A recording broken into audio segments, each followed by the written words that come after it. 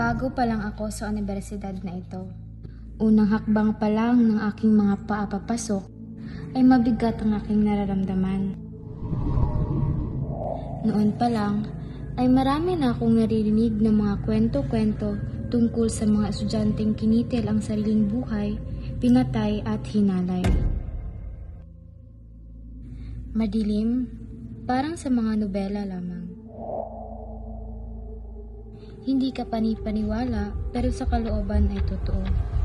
Sa mga araw na lumilipas ay para bang palapit ako ng palapit sa kapahamakan. Madami na akong naririnig tungkol sa universidad na ito.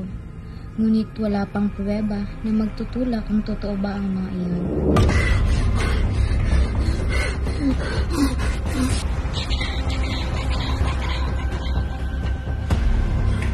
Tigilan mo na ako! Matagal ka na patay!